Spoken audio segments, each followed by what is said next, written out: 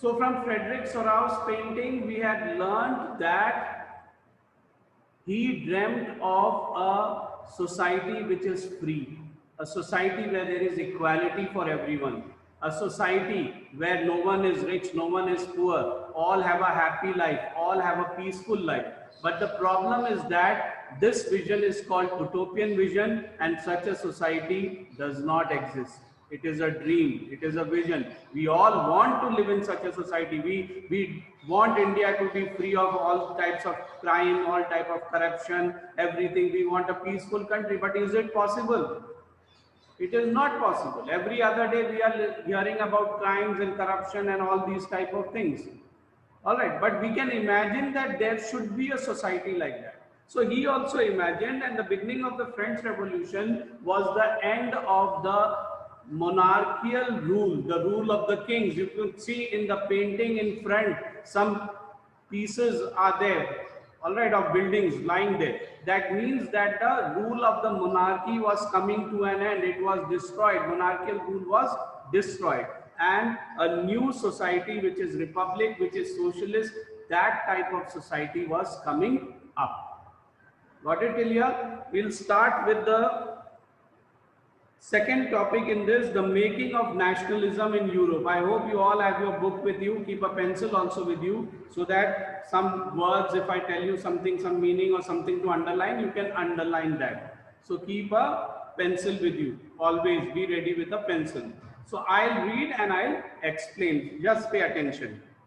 If you look at the map of mid-18th century Europe, you will find that there were no nation states as we know them today. Germany, Switzerland, all these are different nations. But if you look at the map of Europe in the mid-18th century, you will not find such type of nations there. No such type of nations were there.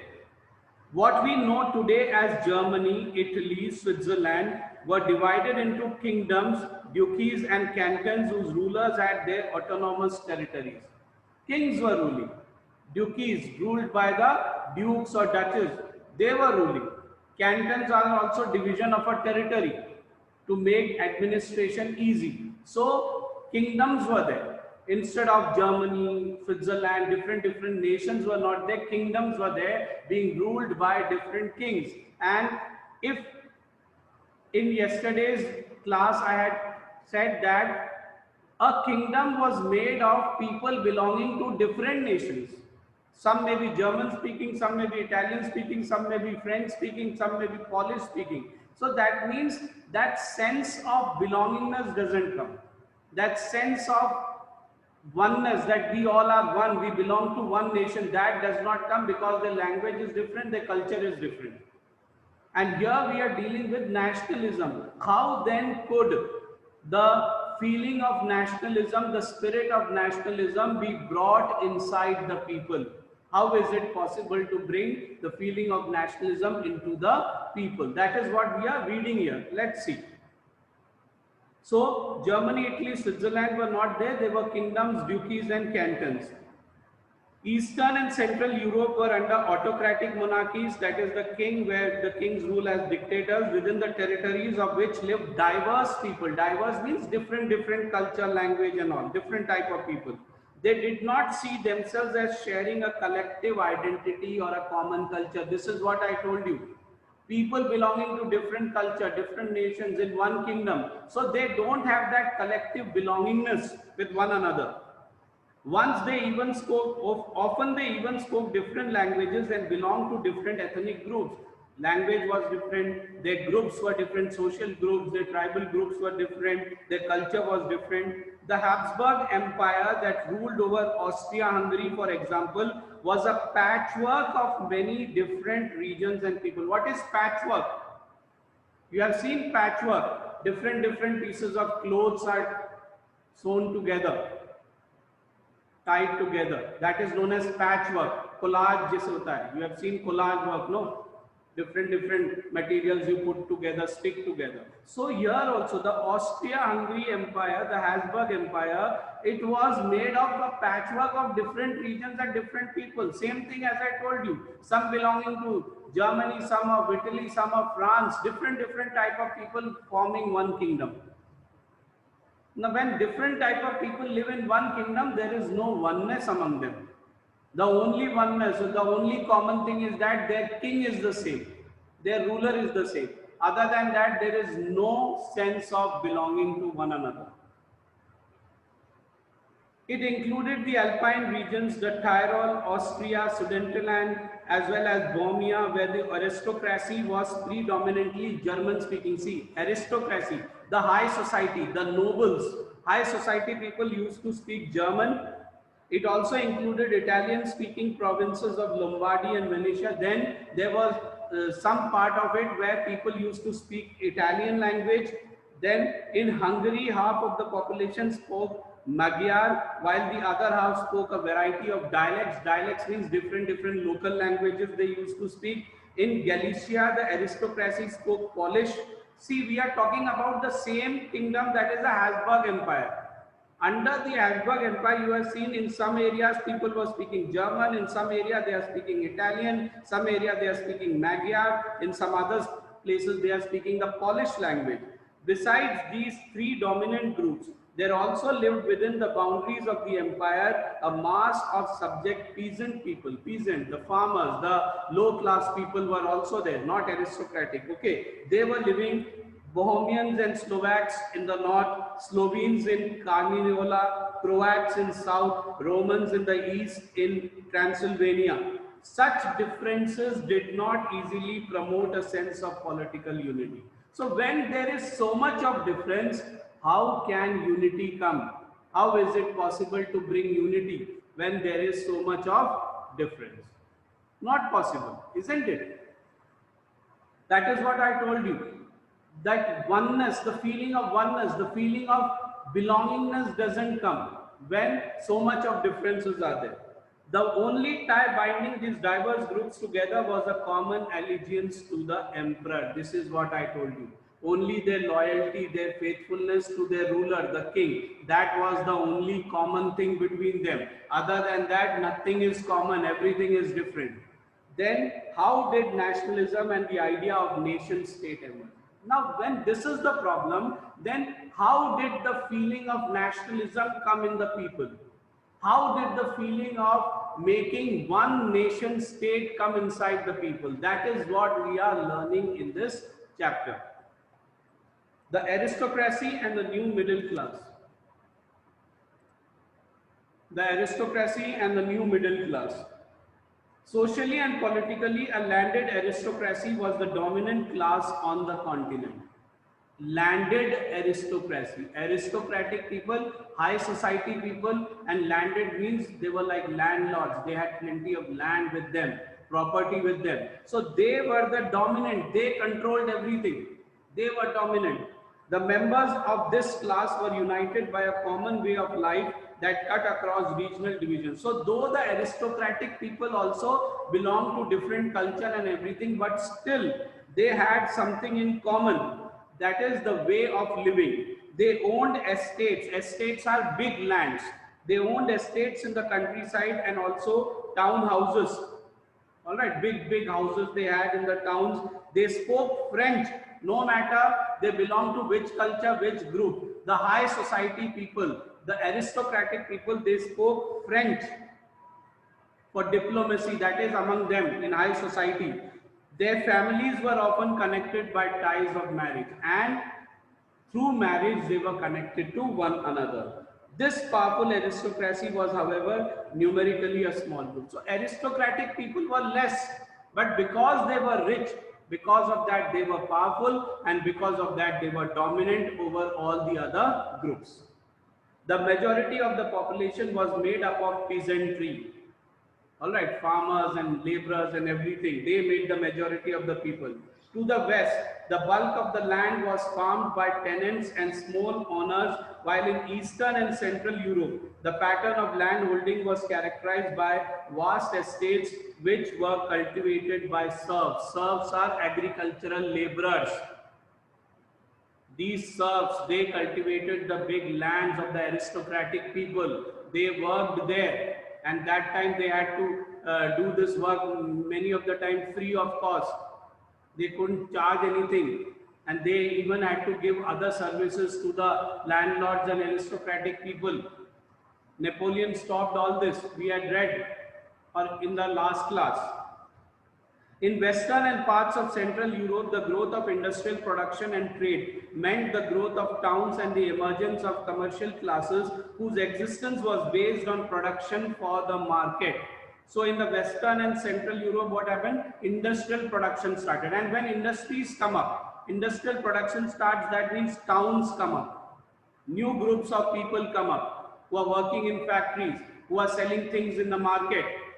Industrialization began in England in the second half of the 18th century, but in France and parts of German states, it occurred only during the 19th century.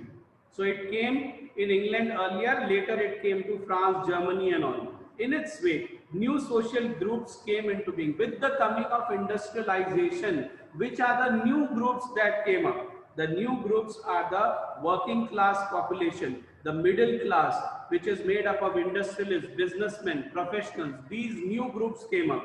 In Central and Eastern Europe, these groups were smaller in number till late 19th century because industries were slow to develop. It was among the educated liberal middle classes that ideas of national unity following the abolition of aristocratic privileges gained popularity. So this feeling that we belong to one nation, there should be unity among the people living in a nation, this feeling came among the educated middle class people. They wanted to be one. They wanted to be known as belonging to one state. They were educated. They were middle class people. They wanted an end to the aristocratic privileges which the high society people were getting. In French Revolution, you had already seen the first estate and the second estate, they used to get all the privileges, no paying taxes and everything. But the third estate had to pay tax and do everything.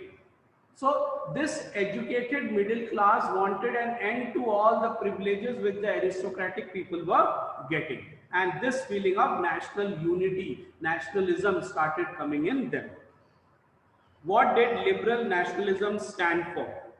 Ideas of national unity in early 19th century Europe were closely allied to the ideology of liberalism. When they talked about unity, when they wanted people to be one, belonging to one another, all right, when they talked about this, when they talked about unity, they talked about liberalism. Now, what is liberalism? To be liberal means to be lenient, to be free. All right, not bound up with strict laws and rules. That is liberal. So let's see what is liberalism. The term liberalism derives from the Latin root liber, meaning free. Underline this. The term liberalism derives from the Latin root. That is, it comes from the Latin word liber, and the meaning of this word is free. For the new middle class, liberalism stood for, underline all this what I am reading, okay? For the new middle classes, liberalism stood for freedom for the individual and equality of all before law. This was liberalism for the middle class people. Freedom, equality, each individual is free to do whatever he wants to do, equal before law. Politically, what is the meaning of liberalism? It emphasized the concept of government by consent. A government which is by the consent of all the people. When it is a king's rule, it is not the people's consent. A king died, his son becomes the king. People may want it or people may not want it. But liberalism politically means that the government should be formed by the consent of the people. People should agree to the form of government. That is liberalism politically. Since the French Revolution, liberalism had stood for the end of autocracy and clerical privileges. So, after the French Revolution, liberalism also means end of the autocratic rule, end of the privileges given to the high society people. There should be a constitution for a country and a representative government, a government which is representative of the people. People love this government, people like this government.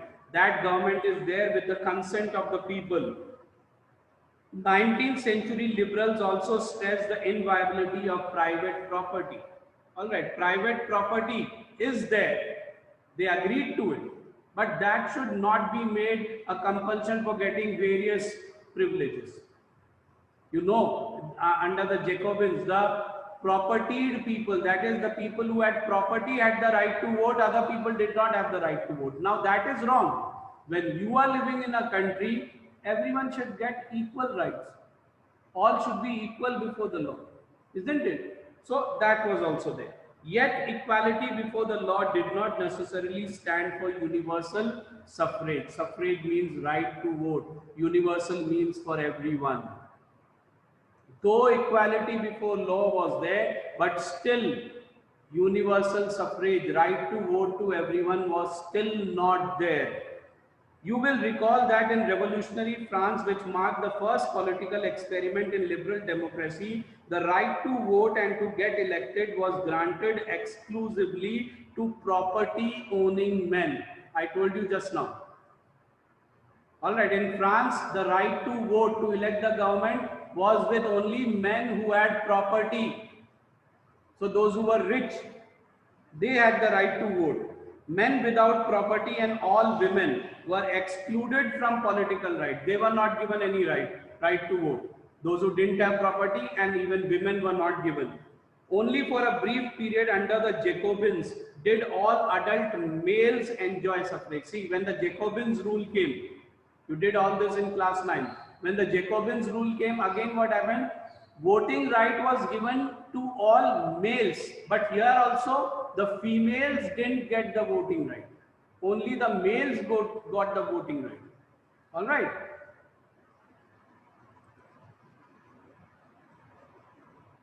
However, However, the Napoleonic Code went back to limited suffrage and reduced women to the status of minor, subject to the authority of fathers and husbands. And when Napoleon's rule came, with the coming of the Napoleonic Code, which was explained in the last class, what happened? Women were again not given the right to vote. They were given the position of minor in the society. Minor means they are under their father's command, under their husband's command. They don't have that independence.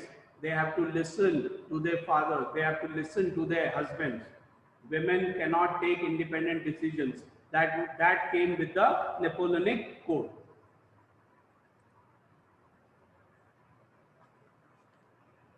Throughout the 19th and early 20th centuries, women and non-propertied men organized opposition movements demanding equal political rights. So they all were opposing and they wanted equal rights. They had movements, they had revolutions in order to get the rights.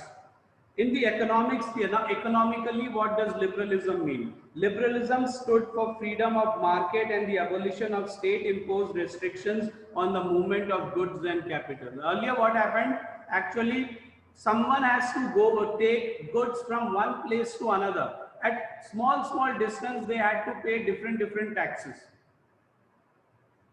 So by the time the thing reaches its destination, the thing which was costing 10 rupees, by the time it reaches there, its cost becomes 100 rupees, because in between they had to pay so many taxes. So the economically, the businessmen, the traders, they believe that liberalism means for freedom of market, where market is free, where people are free to move to different markets and do business, do trade. All right, that state imposed restriction, the control of the government should not be there on the market, on the movement of goods and money from one place to another. During the 19th century, this was a strong demand of the emerging middle classes. Let us take the example of the German-speaking regions in the first half of the 19th century. They are explaining what was the condition of trade that time. Let's take an example of Germany. Napoleon's administrative measures had created out of countless small principalities a confederation of 39 states. When Napoleon took control of all these areas, there were different kingdoms, principalities under the rule of prince or kings. From this, Napoleon made a group of states, 39 states. Each of these, now when 39 states were there, each state had its own currency, own way of measuring and weighing things. Now suppose something is 1 kg here, from here you go to the other state, the definition of 1 kg becomes something different, the calculation becomes different. From that state you go to other state, again the calculation becomes different. So trade becomes very difficult for us or for the people. And because of that, so when Napoleon made this confederation of 39 states, each state had its currency, its weights, its measures. A merchant traveling in 1833 from Hamburg to Nuremberg to sell his goods would have had to pass through 11 custom barriers and pay a customs duty of about 5% at each one of them. Imagine, from one place he is going to another state, in between he has to pass 11 customs places where he has to pay the tax. And what was the tax? Whatever he is carrying, whatever is its amount, 5% of that cost is the tax. So 11 places he pays that. So imagine how much tax he is paying. And again calculation becomes different, I told you. A thing may be here of 100 rupees, but the calculation would be something else in some other state. And according to that, he had to give the 5%. So that was very difficult for him. That was very difficult for the merchant. Duties were often levied according to the weight or measurement of the goods. As each region had its own system of weights and measures, this involved time-consuming calculation. Now, every region had its own weight. I told you, something which is 1 kg here, maybe less than 1 kg in the other state, according to their calculation. Or it may be more than 1 kg in other state. Then what you will do? So every time the calculation was different. So that was a big problem for traders. The measure of cloth, they have given an example. The measure of cloth, for example, was the L, which in each region stood for a different length. Now you see, an L of textile material, if it is brought from Frankfurt, you would get 54.7 centimeter of cloth. But the same thing, in Mainz it is 51.1 centimeter. In Nuremberg it is 65.6 centimeter, and in Freiburg it is 53.5 centimeter. See, different places the measurement is different. So how is the businessman or a trader able to, or a merchant able to do his business, carry on with the trade with so many difficulties, complications? Such conditions were, so this was obstacle, this was a hindrance for trade, for business. And economically, merchants, businessmen, all, they believe that when liberalism comes, it means market will be free. We will be free to move from one place to another without much restriction from the government. Such conditions were viewed as obstacles to economic exchange and growth by the new commercial classes, who argued for the creation of a unified economic territory allowing the unhindered movement of goods, people and capital. In 1834, a customs union or Zollverein was formed at the initiative of Prussia and joined by most of the German states. So a customs union, 11 customs were there in Germany. Instead of that, one, sabko milake ek, altogether one. That was formed and that was known as Zollverein. So you have to pay only one tax now.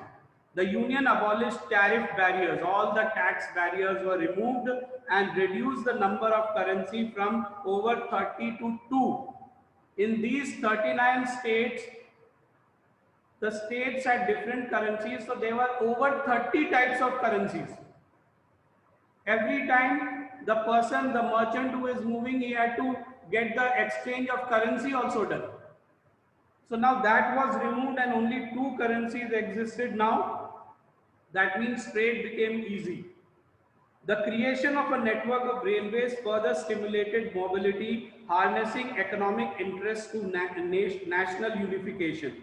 A wave of economic nationalism strengthened the wider nationalist sentiment. So with the coming of transport, with the coming of railway, again what happened? System became easy, movement became easy, trade became easy, and You know that the means of transport, they bring people closer to one another.